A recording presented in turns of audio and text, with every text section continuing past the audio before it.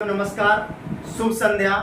आप सभी का सुभी क्लासेस के ऑनलाइन प्लेटफॉर्म पर हार्दिक स्वागत है।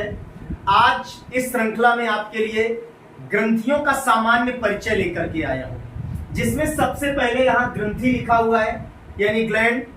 ग्रंथि का तात्पर्य क्या होता है? गांठ, जो सभी मनुष्य या जो कॉर्डेटा या कह दूं कशेरुकी प्राणी हैं सभी में पाई जाती हैं।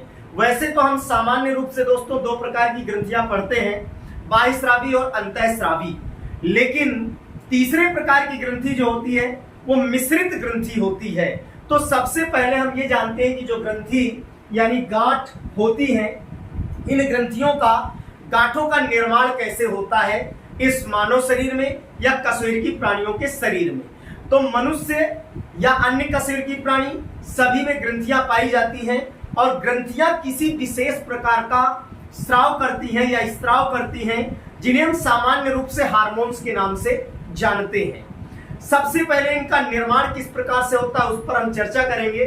तो एक संरचना पाई जाती है जिसको कहा जाता है ग्रंथिल ऊतक। लेकिन उसके पहले बता दूं कि जो ग्रंथियां होती हैं मनुष्य या ऑब्लिक अन्य जो भी है कशेरुकी प्राणियों में पाई जाती है।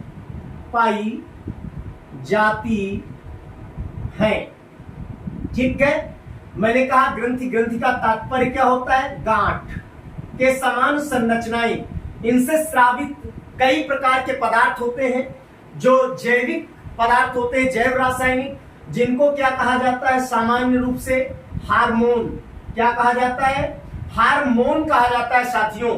तो इनके निर्माण की हम बात कर रहे थे, तो यहां पर मैं बताऊंगा एक ऊतक होता है जिसे हम कह देते हैं ग्रंथिल ऊतक। क्या कह देते हैं?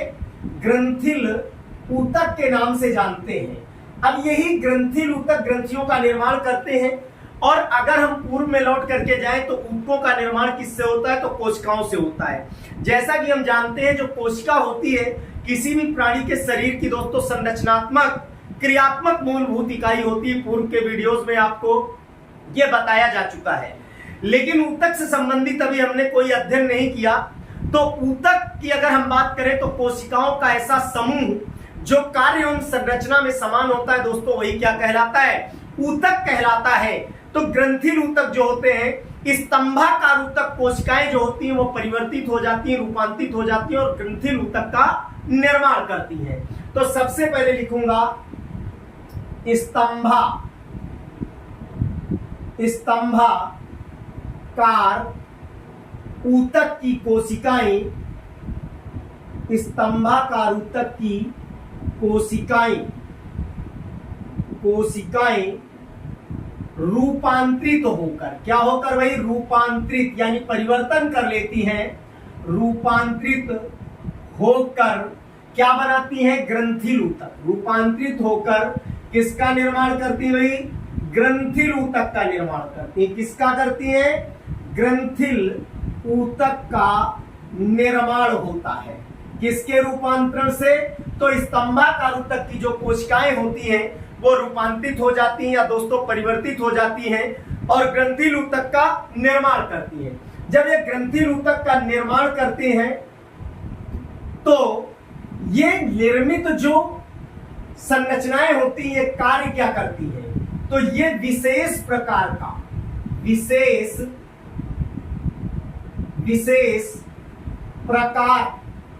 के क्या करती है भाई? स्त्राव यानी पदार्थ स्रावित करती हैं, विशेष प्रकार के स्त्राव करती हैं। अब उसके बाद ये होती कितने प्रकार की हैं? तो वैसे तो मुख्य रूप से कोशिकीय संरचनाओं से निर्मित होती हैं। तो कोशिकीय संरचनाओं से निर्मित होने के कारण दो प्रकार की होती हैं। एक कोशिकीय, एक जो होती है वो क्या होती है? एक कोशिकीय। और दूसरी की अगर हम बात करें तो बहुकोशिकीय। अब बहुकोशिकी का मतलब बहुत सारी असंख्य कोशिकाओं का संगठन किसी संरचना का निर्माण करता है। एक कोशिका यानी एक कोशिकीय केवल होता है, तो एक कोशिकीय ग्रंथियां जो होती हैं केवल एक कोशिकाओं से बनी होती हैं, यानी एक कोशिकीय ग्रंथियां यहां लिख देता हूं, एक कोशिकीय ग्रंथियां। तो इसमें केवल लिखेंगे इनका निर्माण एक कोशिका से होता है, इनका निर्माण एक कोशिका से होता है, केवल ये एक कोशिका से निर्मित होती हैं। जैसे एग्जाम्पल की मैं बात करूं तो एग्जाम्पल इसका क्या हो सकता है, तो इसका एग्जाम्पल है चूसक कोशिकाएं। कौन सी भाई? चूसक कोशिकाएं, चूसक कोशिकाएं, ये इसका एग्जाम्पल है। लेकिन अगर बहुकोशिकीय की बात करें तो अनेक प्रकार की कोशिकाओं से मिलकर बनी होती है, और इसमें वो सारी ग्रंथियां आ जाती हैं जिनकी मैं बात करने वाला हूं, जो मैंने बताया कि मुख्य रूप से दो प्रकार की होती है, बाह्यस्रावी, अंतःस्रावी, लेकिन तीसरे प्रकार की मिश्रित ग्रंथि। तो ये जो बहुकोशिकीय ग्रंथियां होती हैं ये अनेक कोशिकाओं से मिलकर बनी होती है। तो बहुकोशिकीय ग्रंथियां किस प्रकार का संगठन है? तो बहुकोशिकीय संगठन है, बहुकोशिकीय संगठन है। कैसा है भाई? बहुकोशिकीय संगठन है, यानी बहुत सारी कोशिकाओं से मिलकर के इनका निर्माण होता है। और ये कितने प्रकार की होती है दोस्तों? तो सीधा सीधा यहां लिख देते हो इनके प्रकार, ये 3 प्रकार की। कितने प्रकार की भाई? 3 प्रकार की, 3 प्रकार की होती है। अब वो 3 प्रकार कौन कौन से हैं? तो सबसे पहला आपका आएगा बाह्यस्रावी। यहां पर मैं लिख देता हूं, चार्ट टाइप बना देता हूं। क्या? ग्रंथियां। ग्रंथियां मैंने कहा 3 प्रकार की। सबसे पहली आपकी कौन आ जाएगी? बाह्यस्रावी ग्रंथियां। दूसरा आपका कौन आ जाएगा भाई? अंतःस्रावी ग्रंथियां। और उसके अलावा तीसरा आपका आ जाएगा दोस्तों कौन सी? मिश्रित ग्रंथि आ जाएगी। कौन सी आ जाएगी? मिश्रित ग्रंथि। अगर हम बात करें मिश्रित ग्रंथि की तो ह्यूमन बॉडी में, मानव शरीर में एक ही मिश्रित ग्रंथि पाई जाती है दोस्तों। वो कौन सी है? तो अमूमन प्रचलन में है, जिसको कहा जाता है क्या? अग्नाशय। इंग्लिश में क्या बोला जाता है दोस्तों? पैंक्रियास बोला जाता है। पैंक्रियास मिश्रित ग्रंथि होती है। मिश्रित ग्रंथि क्यों होती है? तो सबसे पहले इस पे चर्चा करता हूं, इसका एग्जाम्पल लिखता हूं मिश्रित ग्रंथि का। वो है आपका अग्नाशय, यानी जिसे क्या कहा जाता है? पैंक्रियास। अब ये मिश्रित क्यों है? तो मिश्रित इसलिए है, इससे 2 प्रकार के स्राव होते हैं।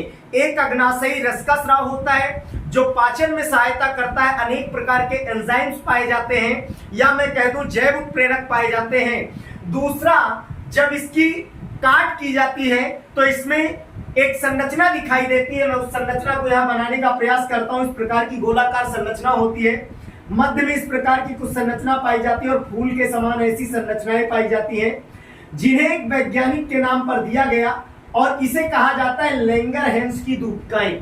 क्या कहा जाता है दोस्तों? लैंगरहैंस की दूबकाएं कहा जाता है। और इनसे स्रावित होने वाला जो हार्मोन्स होता है वो 2 हार्मोन्स होते हैं। वैसे प्रॉपर तो हम इंसुलिन पढ़ते हैं। इंसुलिन हार्मोन्स की अनियमितता के कारण एक डिजीज हो जाता है जिसका नाम होता है मधुमेह, या जिसे डिजीज को कह देते हैं मधुमेह, या कह देते हैं शुगर, या कह देते हैं डायबिटीज। अगर इस हार्मोन्स की अनियमितता हो जाती है तो इस प्रकार का डिजीज उत्पन्न हो जाता है। तो अग्नाशय मिश्रित ग्रंथि है, इससे स्रावित क्या होता है? तो सबसे पहले देखें, अग्नाशयी रस, जो मैंने बता दिया पाचन में क्या होता है? सहायक होता है, अनेक प्रकार के एंजाइम पाए जाते हैं। दूसरा आपका हार्मोन्स कौन से स्रावित होते हैं? तो हार्मोन्स है आपका इंसुलिन। इंसुलिन प्लस कौन सा है? ग्लूकेगॉन। कौन सा हार्मोन्स भाई? ग्लूकेगॉन। ये 2 हार्मोन्स इससे क्या होते हैं? स्रावित होते हैं। अब इन 2 ग्रंथियों की हम मुख्य बात करते हैं। जैसा कि मैंने बताया, बाह्यस्रावी ग्रंथियां, अंतःस्रावी ग्रंथियां। जो आपकी अंतःस्रावी ग्रंथियां होती हैं नलिका विहीन होती हैं, यानी इनमें नलिका नहीं पाई जाती है। सीधा सीधा बता दूं, इन ग्रंथियों के द्वारा स्रावित होने वाले जो जैव रासायनिक पदार्थ या हार्मोन्स होते हैं वो सीधा रक्त के संपर्क में चले जाते हैं। कहां चले जाते हैं दोस्तों? सीधा रक्त के संपर्क में चले जाते हैं और उनको लक्ष्य अंगों तक किसके माध्यम से पहुंचाया जाता है? तो रक्त के माध्यम से पहुंचाया जाता है। जबकि बाह्यस्रावी ग्रंथियों की बात करता हूं तो ये नलिका युक्त ग्रंथियां होती हैं, अर्थात इनसे स्रावित होने वाले जो पदार्थ होते हैं वो कहां आते हैं? शरीर के बाहर आते हैं। जैसे एग्जाम्पल बाह्यस्रावी का स्वेद ग्रंथि। स्वेद माने दोस्तों क्या होता है? पसीना। पसीना कहां आता है? शरीर के बाहर आता है। उसके अलावा तैल ग्रंथियां, तैल ग्रंथि यानी चेहरे में चिकनाहट, अर्थात देखा होगा कभी तो ये तैल ग्रंथियां नलिका युक्त होती हैं। उसके अलावा लार ग्रंथियां, कौन सी? लार ग्रंथियां। लार ग्रंथियां 3 प्रकार की पाई जाती हैं, अधोहन, अधोजिह्वा, पैराटिड। उन्हें रिपीट करता हूं, लार ग्रंथियां 3 प्रकार की पाई जाती हैं, अधोहन, अधोजिह्वा, पैराटिड। और उसके अलावा स्तन ग्रंथियां, स्तन ग्रंथि, स्तन ग्रंथि। लार ग्रंथियां मैं यहां लिख देता हूं तीनों की तीनों। कौन सी बताया? अधोहन, उसके अलावा अधोजिह्वा, उसके अलावा पैराटिड। ये 3 प्रकार की जो है लार ग्रंथियां दोस्तों पाई जाती है। उसके अलावा अंतःस्रावी ग्रंथियों की बात करें तो आपको पता होगा कि जैसे थाइमस ग्रंथि है, थायराइड ग्रंथि है, पीयूष ग्रंथि है, पीनियल ग्रंथि है, अधिवृक्क एड्रिनल ग्रंथि है। ये सभी अंतःस्रावी ग्रंथियां हैं। तो यहां लिख देता हूं एग्जाम्पल में थायराइड, थायराइड, उसके अलावा पीयूष, पीयूष के अलावा लिख देता हूं एड्रिनल, एड्रिनल, और एड्रिनल के अलावा लिख देता हूं भाई पीनियल, पीनियल, और अनेक प्रकार की थाइमस, थाइमस आदि आदि जो आपकी ग्रंथियां होती हैं ये सभी कैसी होती हैं? ये अंतःस्रावी ग्रंथियां होती हैं। केवल आज सामान्य परिचय, इसके अलावा पूर्ण रूप से इनका परिचय जानेंगे नेक्स्ट वीडियो में। तो यहां पर सभी को ध्यान देने की आवश्यकता है। इसका तो मैंने इंट्रोडक्शन आपको बता दिया, सामान्य परिचय। मिश्रित ग्रंथि अग्नाशय, अग्नाशय से अग्नाशयी रस तथा प्लस एंजाइम्स इसमें होते हैं।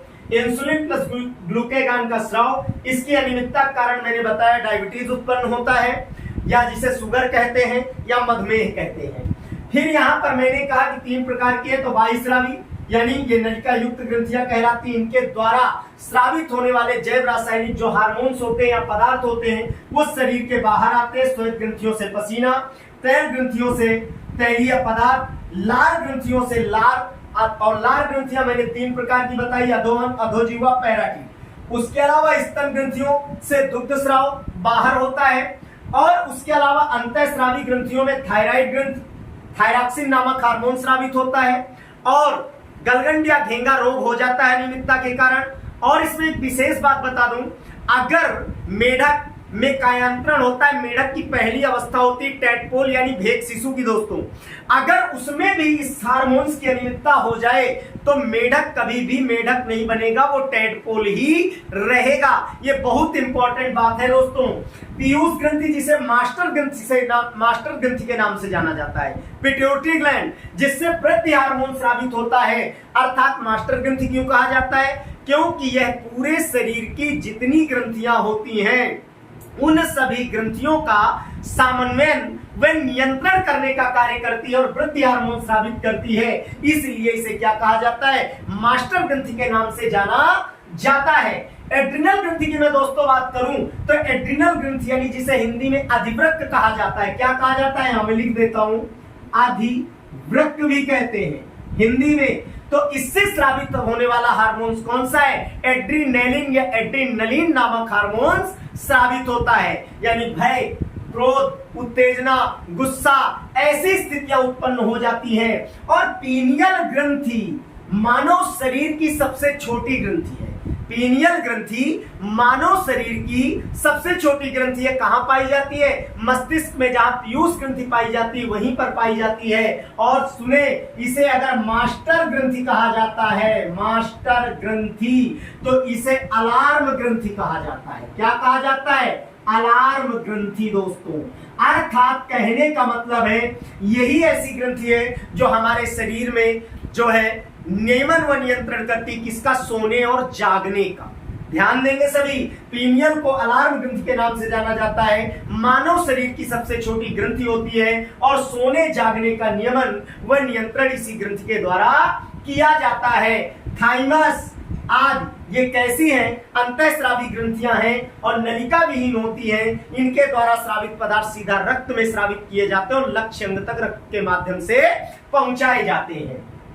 तो इस तरह से ये बातें थी कुछ ग्रंथियों की। अगले चरण में बात करते हैं कि जब इन ग्रंथियों के बारे में हमने जाना कि एक प्रकार की गांठ होती है, तो अंतःस्रावी जो मुख्य ग्रंथियां हैं, जो सबसे ज्यादा हैं, इसका पिता किसे कहा जाता है? अंतःस्रावी विज्ञान का पिता किसे कहते हैं? थॉमस एडिसन को। इस चीज को मैं यहां पर लिख देता हूं कि अंतःस्रावी जो ग्रंथियां होती हैं जिनके बारे में हम पढ़ रहे हैं, अंतःस्रावी ग्रंथि या अंतःस्रावी विज्ञान का पिता, अंतःस्रावी विज्ञान का पिता किसे कहा जाता है भाई?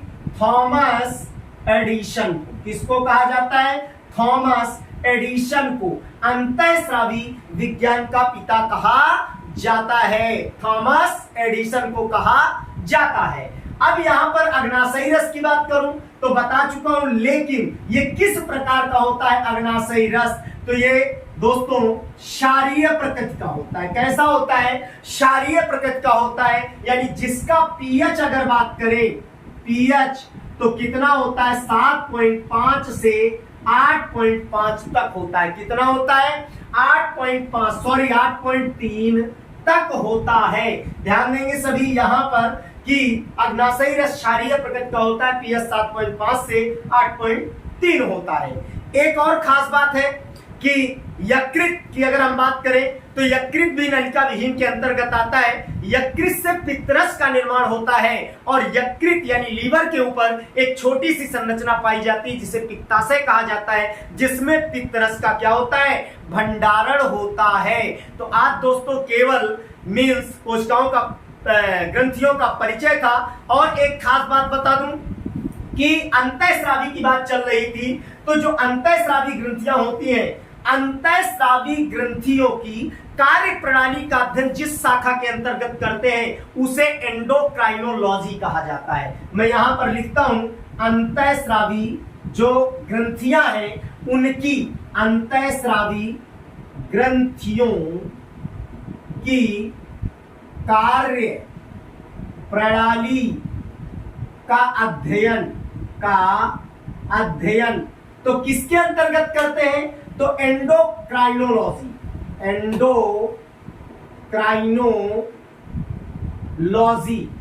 एंडोक्राइनोलॉजी के अंतर्गत करते हैं। अब वर्तमान में इस एंडोक्राइनोलॉजी को परिवर्तित करके इसकी नवीन शाखा कर दी गई। नवीन, कौन सी भाई? नवीन शाखा। अब नवीन शाखा कौन सी बन गई?